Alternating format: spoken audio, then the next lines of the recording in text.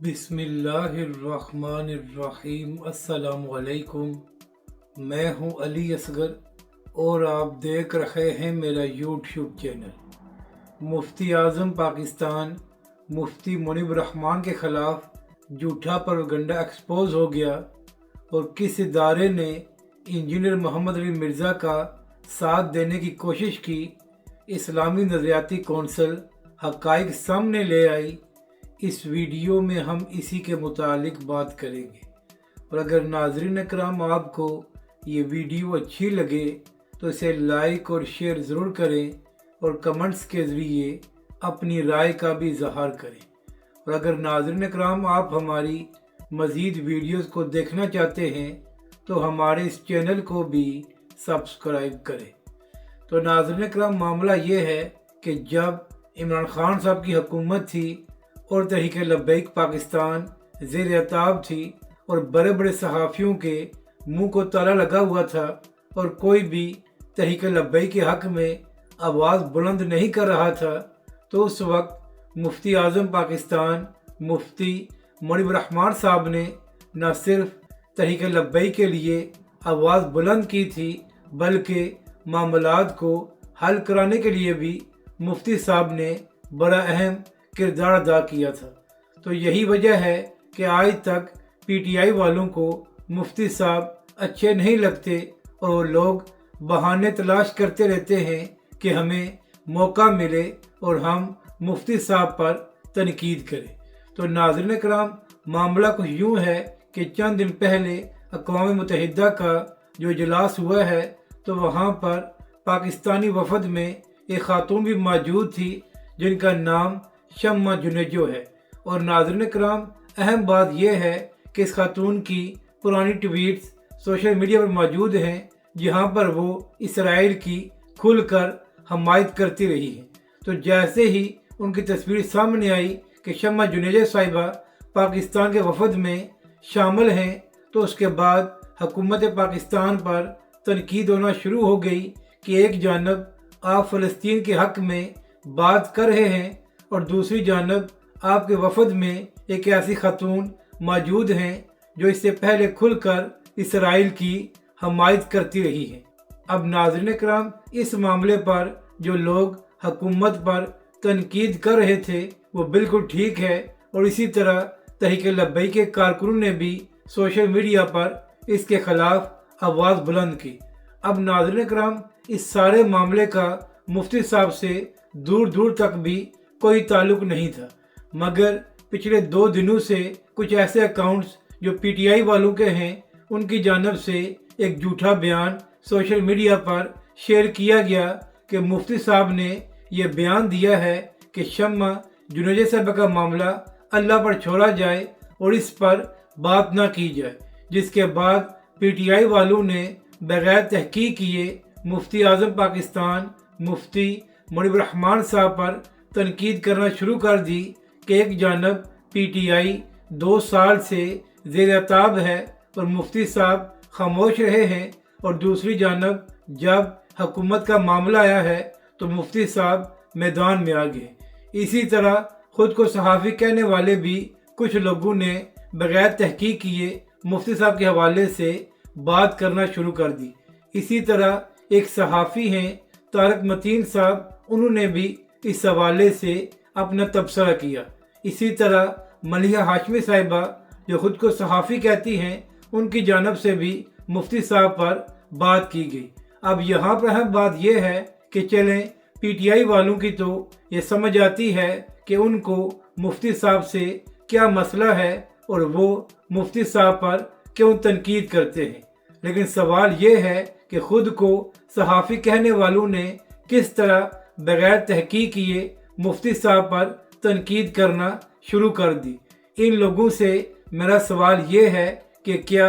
आपकी सहाफ़त का यही मेयार है कि जब पीटीआई वाले किसी के ख़िलाफ़ झूठा प्रोपेगेंडा करें तो आप लोग बग़ैर तहकीक किए पीटीआई वालों की लाइन में खड़े हो जाते हैं, और जब आपको आईना दिखाया जाए तो फिर आपकी सहाफ़त ख़तरे में पड़ जाती है। तो इसी हवाले से अब मुफ्ती साहब का भी बयान सामने आ गया है और मुफ्ती साहब ने कहा کہ اس معاملے پر میں نے نہ ہی ٹویٹ کیا ہے اور نہ ہی کوئی بیان دیا ہے۔ اب جو پی ٹی آئی کے بڑے بڑے اکاؤنٹس اس حوالے سے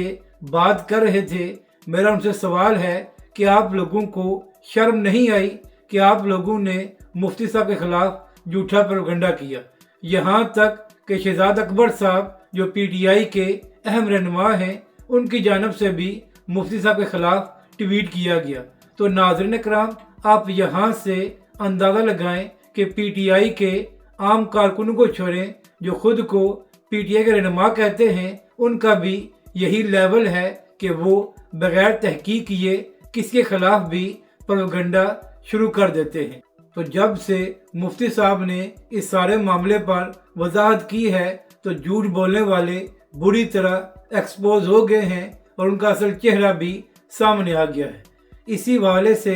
تحریک لبیک کے کارکن بھی سوشل میڈیا پر میدان میں آئے اور انہوں نے مفتی صاحب کو نہ صرف ڈیفینڈ کیا بلکہ پی ٹی آئی والوں کو آئینہ دکھایا کہ آپ لوگ اپنے بارے میں کہتے یہ ہیں کہ آپ بڑے باشعور ہیں اور آپ کے شعور کی حالت یہ ہے کہ آپ بغیر تحقیق کیے کسی کے خلاف بھی جھوٹا پروپیگنڈا شروع کر دیتے ہیں۔ ناظرین کرام، پہلے بھی آپ کو یہ بات بتائی ہے کہ پی ٹی آئی والوں کو مفتی صاحب سے یہی مسئلہ ہے کہ جب عمران خان کی حکومت میں تحریک لبیک پاکستان زیر التواء تھی تو اس وقت مفتی صاحب نے تحریک لبیک پاکستان کا کیوں ساتھ دیا تھا۔ اب بات کرتے ہیں انجینئر محمد علی مرزا کی۔ تو ناظرین کرام، 25 اگست سے انجینئر محمد علی مرزا گرفتار ہیں اور ان کی اکیڈمی بھی سیل ہے۔ اب یہاں پر اہم بات یہ ہے کہ انجینئر صاحب اپنی ویڈیوز میں فرمایا کرتے تھے کہ میں نے فرقوں کی دکانیں بند کرا دی ہیں، اور حالت یہ ہے کہ اب انجینئر صاحب کی اپنی اکیڈمی پچھلے 1 مہینے سے بند پڑی ہے۔ تو خیر ناظرین کرام، چند دن پہلے ارشاد بٹی صاحب نے یہ خبر بریک کی تھی کہ نیشنل سائبر کرائم کی جانب سے اسلامی نظاتی کونسل کو ایک مراسلہ بھیجا گیا ہے اور اسلامی نظاتی کونسل سے انجینئر مرزا کے حوالے سے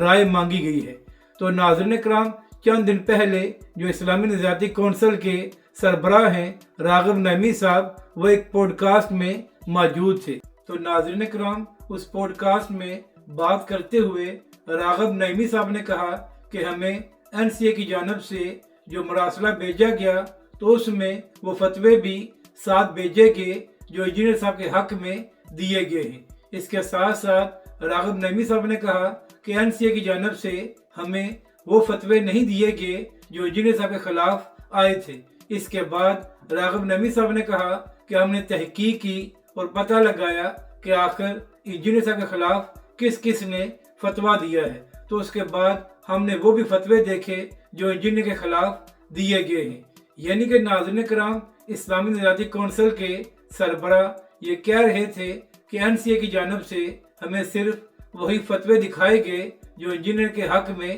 دیے گئے تھے، جبکہ دوسری جانب وہ رائے اور فتوے جو انجینئر کے خلاف دیے گئے تھے وہ این سی اے کی جانب سے ہمیں فراہم نہیں کیے گئے، جس کے بعد ہمارے اندر یہ رائے قائم ہوئی کہ شاید مبینہ طور پر این سی اے انجینئر مرزا کو بچانا چاہتی ہے یا اس کے حق میں فیصلہ لینا چاہتی ہے۔ تو یہی وجہ ہے کہ صرف جو اس کے حق میں فتوے آئے ہیں وہی ہمیں ارسال کیے گئے۔ ناظرین کرام، راغب نعیمی صاحب نے کہا کہ اس دن اجلاس میں جتنے لوگ بھی موجود تھے ان کی جانب سے متفقہ طور پر یہ فیصلہ کیا گیا کہ جو الفاظ انجینئر مرزا کی جانب سے ادا کیے گئے ہیں وہ قابل گرفت ہیں اور اس کے خلاف قانونی کارروائی ہونی چاہیے۔ یعنی کہ ناظرین کرام، اسلامی نظاتی کونسل کے سربراہ نے کہا کہ مبینہ طور پر ہمیں یہ شبہ ہوا کہ جیسے این سی اے انجینئر محمد علی مرزا کو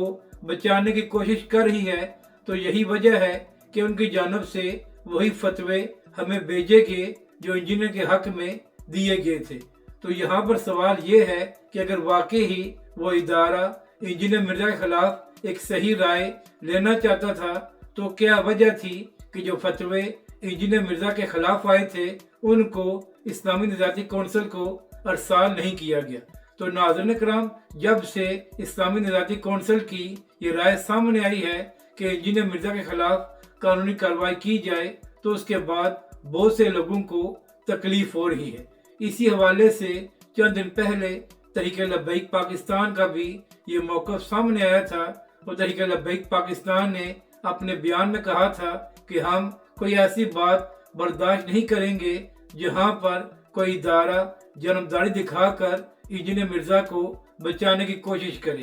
तहरीक लब्बैक की जानब से ये कहा गया था कि हमारा यही मुतालबा है कि इस सारे मामले पर कानूनी रास्ता इख्तियार किया जाए और उस सारे मामले को कानूनी रास्ते से इंजाम तक पहुंचाया जाए। तो अब देखना ये है कि आने वाले दिनों में मज़ीद इस हवाले से क्या खबरें सामने आती हैं और किस तरह ये सारा केस आगे बढ़ता है। मगर नाज़रीन कराम, ये हैरानकुन बात है कि जिस तरह राग़िब नईमी साहब एक पॉडकास्ट में ये बता रहे थे कि जिस इदारे की जानब से हमसे राय मांगी गई, तो उनकी जानब से हमें वो फतवे नहीं फराहम किए गए जो इंजीनियर मिर्ज़ा के खिलाफ दिए गए थे। अगर आपको ये वीडियो अच्छी लगे तो इसे लाइक और शेयर ज़रूर करें और कमेंट्स के ज़रिए अपनी राय का भी इजहार करें।